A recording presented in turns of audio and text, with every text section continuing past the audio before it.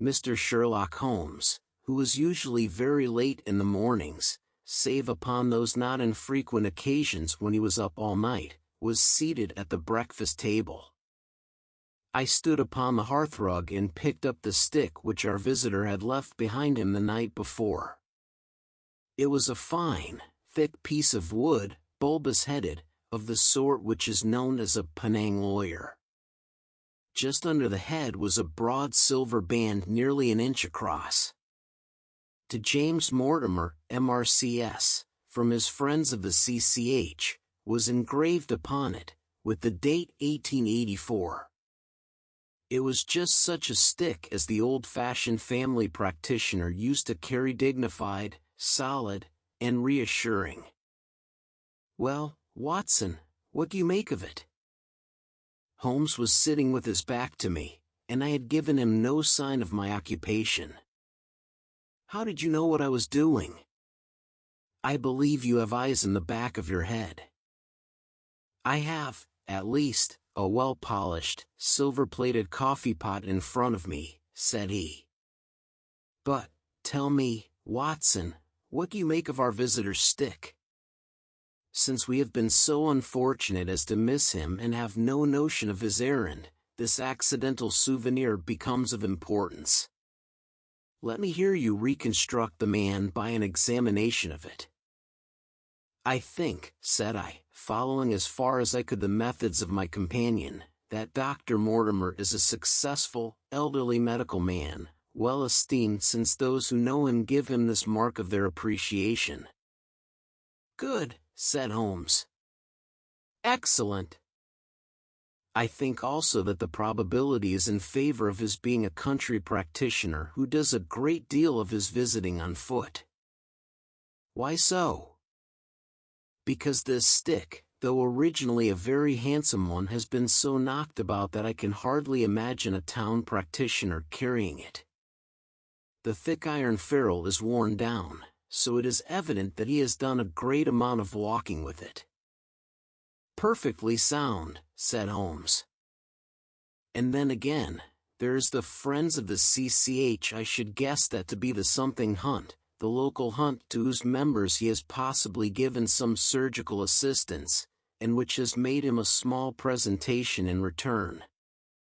"Really, Watson, you excel yourself," said Holmes, pushing back his chair and lighting a cigarette.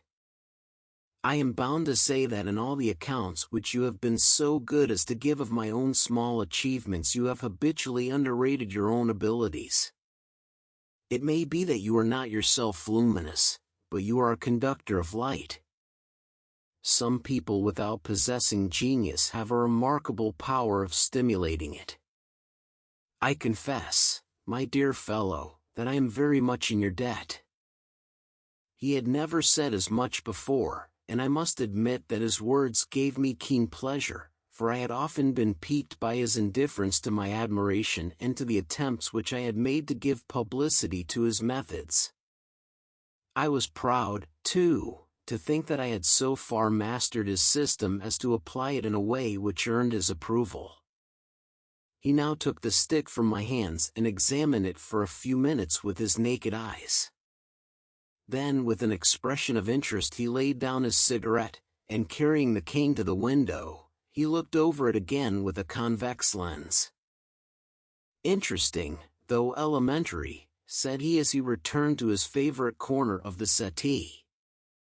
"There are certainly one or two indications upon the stick. It gives us the basis for several deductions. Has anything escaped me?" I asked with some self-importance. "I trust that there is nothing of consequence which I have overlooked." "I am afraid, my dear Watson, that most of your conclusions were erroneous. When I said that you stimulated me, I meant, to be frank, that in noting your fallacies I was occasionally guided towards the truth. Not that you are entirely wrong in this instance. The man is certainly a country practitioner. And he walks a good deal. Then I was right. To that extent. But that was all. No, No, my dear Watson, not all by no means all. I would suggest, for example, that a presentation to a doctor is more likely to come from a hospital than from a hunt, and that when the initials CC are placed before that hospital, the words Charing Cross very naturally suggest themselves. You may be right. The probability lies in that direction. And if we take this as a working hypothesis, we have a fresh basis from which to start our construction of this unknown visitor. Well, then, supposing that CCH does stand for Charing Cross Hospital, what further inferences may we draw? Do none suggest themselves? You know my methods. Apply them. I can only think of the obvious conclusion that the man has practiced in town before going to the country. I think that we might venture a little farther than this. Look at it in this light. On what occasion would it be most probable that such a presentation would be made? When would his friends unite to give him a pledge of their goodwill? Obviously at the moment when Dr. Mortimer withdrew from the service of the hospital in order to start a practice for himself. We know there has been a presentation. We believe there has been a change from a town hospital to a country practice. Is it, then, stretching our inference too far to say that the presentation was on the occasion of the change? It certainly seems probable. Now, you will observe that he could not have been on the staff of the hospital, since only a man well established in a London practice could hold such a position, and such a one would not drift into the country. What was he, then? If he was in the hospital and yet not on the staff, he could only have been a house surgeon or a house physician, little more than a senior student. And he left 5 years ago. The date is on the stick. So your grave, middle-aged family practitioner vanishes into thin air, my dear Watson, and there emerges a young fellow under 30, amiable, unambitious, absent-minded, and the possessor of a favorite dog, which I should describe roughly as being larger than a terrier and smaller than a mastiff. I laughed incredulously as Sherlock Holmes leaned back in his settee and blew little wavering rings of smoke up to the ceiling.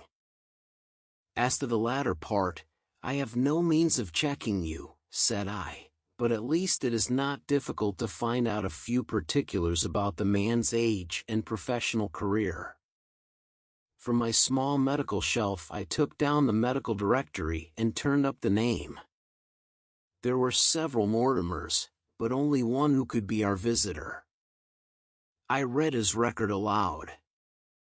Mortimer, James, MRCS, 1882, Grimpen, Dartmoor, Devon. House surgeon, from 1882 to 1884, at Charing Cross Hospital. Winner of the Jackson Prize for Comparative Pathology, with essay entitled Is Disease a Reversion? Corresponding member of the Swedish Pathological Society. Author of Some Freaks of Atavism, Lancet 1882. Do we progress? Journal of Psychology, March, 1883.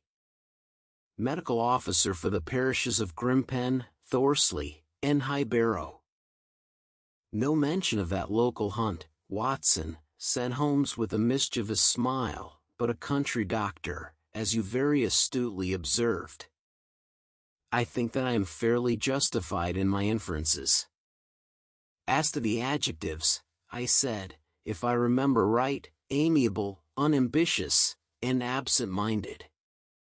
It is my experience that it is only an amiable man in this world who receives testimonials, only an unambitious one who abandons a London career for the country, and only an absent-minded one who leaves his stick and not his visiting card after waiting an hour in your room. And the dog has been in the habit of carrying this stick behind his master. Being a heavy stick, the dog has held it tightly by the middle, and the marks of his teeth are very plainly visible. The dog's jaw, as shown in the space between these marks, is too broad in my opinion for a terrier and not broad enough for a mastiff. It may have been, yes. By Jove, it is a curly-haired spaniel. He had risen and paced the room as he spoke. Now he halted in the recess of the window. There was such a ring of conviction in his voice that I glanced up in surprise. "My dear fellow, how can you possibly be so sure of that?" "For the very simple reason that I see the dog himself on our very doorstep, and there is the ring of its owner. Don't move, I beg you, Watson. He is a professional brother of yours, and your presence may be of assistance to me.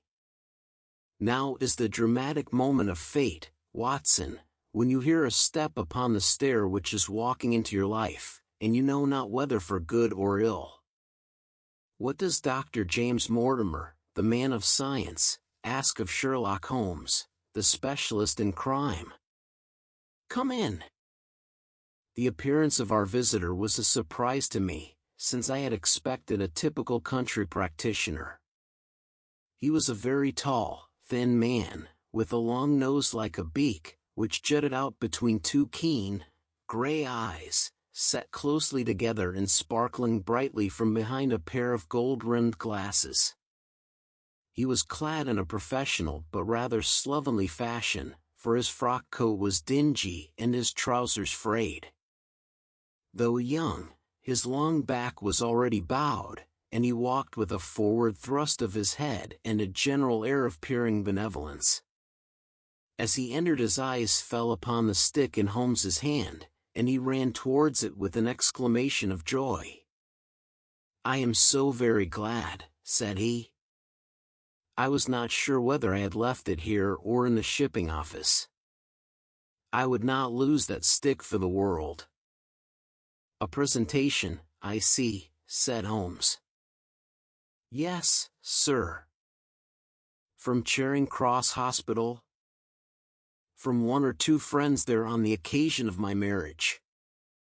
"Dear, dear, that's bad," said Holmes, shaking his head. Dr. Mortimer blinked through his glasses in mild astonishment. "Why was it bad?" "Only that you have disarranged our little deductions." "Your marriage, you say?" "Yes, sir. I married, and so left the hospital, and with it all hopes of a consulting practice. It was necessary to make a home of my own." Come, we're not so far wrong, after all," said Holmes. "And now, Dr. James Mortimer Dash. Mr. A humble MRCS. And a man of precise mind, evidently.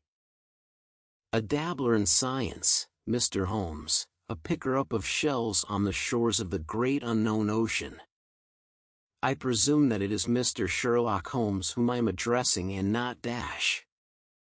"No, this is my friend Dr. Watson." "Glad to meet you, sir. I have heard your name mentioned in connection with that of your friend. You interest me very much, Mr. Holmes. I had hardly expected so dolichocephalic a skull or such well-marked supraorbital development. Would you have any objection to my running my finger along your parietal fissure? A cast of your skull, sir, until the original is available, would be an ornament to any anthropological museum. It is not my intention to be fulsome, but I confess that I covet your skull." Sherlock Holmes waved our strange visitor into a chair. "You are an enthusiast in your line of thought, I perceive, sir, as I am in mine," said he. "I observe from your forefinger that you make your own cigarettes. Have no hesitation in lighting one." The man drew out paper and tobacco and twirled the one up and the other with surprising dexterity. He had long, quivering fingers as agile and restless as the antennae of an insect. Holmes was silent, but his little darting glances showed me the interest which he took in our curious companion. "I presume, sir," said he at last, "that it was not merely for the purpose of examining my skull that you have done me the honor to call here last night and again today?" "No, sir, no, though I am happy to have had the opportunity of doing that as well. I came to you, Mr. Holmes, because I recognize that I am myself an unpractical man and because I am suddenly confronted with a most serious and extraordinary problem. Recognizing, as I do, that you are the second highest expert in Europe Indeed, sir." "May I inquire who has the honor to be the first?" asked Holmes with some asperity. To the man of precisely scientific mind the work of Monsieur Bertillon must always appeal strongly. "Then had you not better consult him?" "I said, sir, to the precisely scientific mind. But as a practical man of affairs it is acknowledged that you stand alone. I trust, sir, that I have not inadvertently "Just a little," said Holmes. "I think, Dr. Mortimer, you would do wisely if without more ado you would kindly tell me plainly what the exact nature of the problem is in which you demand my assistance." And that's the end of Chapter 1.